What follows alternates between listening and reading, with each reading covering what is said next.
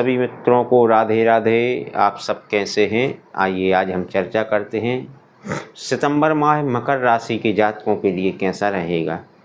क्योंकि देखिए, वैसे ही आपकी राशि के स्वामी आपको पता होंगे कि शनि देवता हैं, और जब जब व्यक्ति के जीवन में शनि आते हैं तो हम समझते हैं कि उनका जीवन कैसा होता है। कभी कभी ऐसा होता है कि देखिए, शनि देव हैं, ये ज़रूर है कि वो बहुत कुछ लेते भी हैं, लेकिन उससे 1000 गुना दे कर के भी जाते हैं। तो कुछ लोग जब दशा महादशा होती है तो परेशान होते हैं। तो प्रत्येक व्यक्ति चाहता है कि हमारा जो आने वाला माह है ये कैसा रहेगा। तो उसी विषय पर हम चर्चा करेंगे, और यह जो हमारा विश्लेषण होगा आपकी जन्म राशि पर होगा।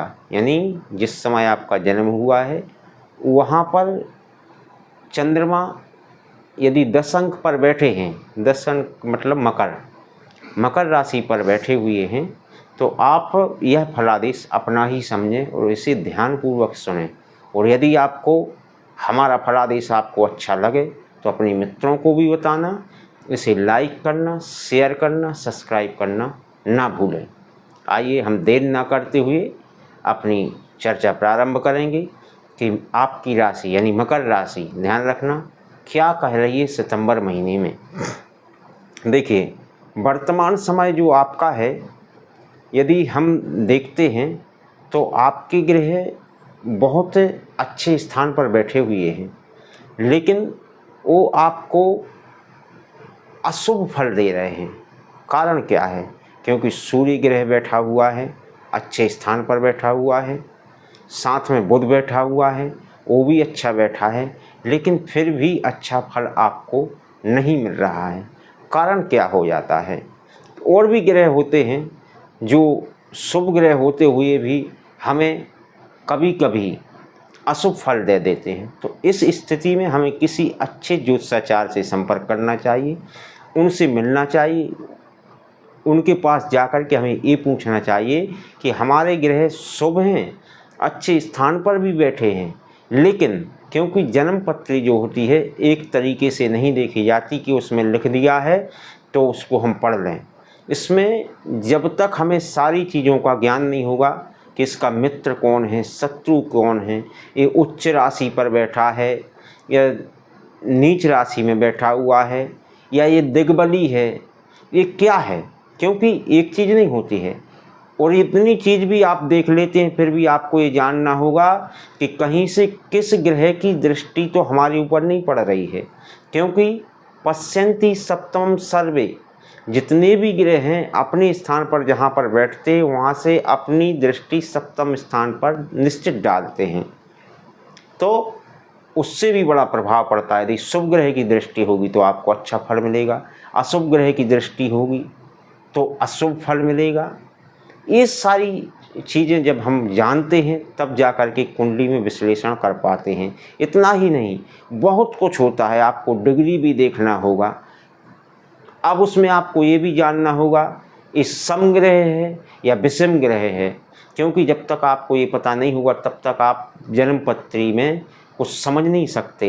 ये बड़ा गूढ़ विषय है, इसको जान पाना असंभव है, लेकिन लोग प्रयास करते हैं। ऐसे ही मैंने कुछ छोटा सा प्रयास किया है, जिसके मुताबिक हम आपसे कहेंगे कि आपका सबसे प्रथम सूर्य जो ग्रह है आपको फल अच्छा क्यों नहीं दे रहा। क्योंकि आपका सूर्य बुध साथ में बैठे हैं, अच्छा फल नहीं दे रहे हैं। कारण ये है कि वर्तमान में सूर्य बुध तो बैठे हैं, लेकिन साथ में ध्यान देना आपकी गोचर ग्रह में केतु भी साथ में बैठे, और जब किसी के साथ में केतु या राहु बैठ जाते हैं तो उसको ग्रहण दोष लग जाता है।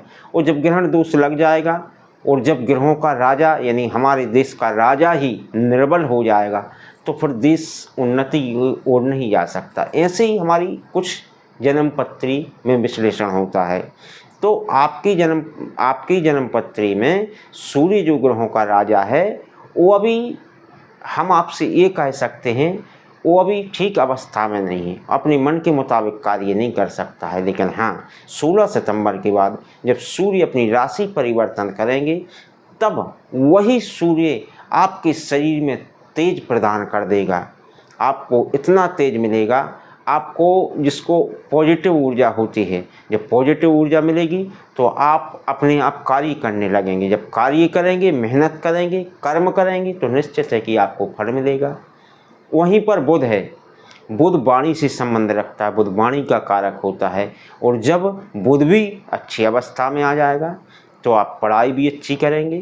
किसी से बात करते हैं तो वह सामने वाला व्यक्ति आपकी बात से संतुष्ट होगा, और जब संतुष्ट हो जाएगा, आप व्यापार करते होंगे तो निश्चित है कि आपको व्यापार में भी लाभ मिलेगा। आप पढ़ाई करते हैं तो आपके जो टीचर हैं आपसे संतुष्ट रहेंगे तो अच्छे आपको अंक भी मिलेंगे।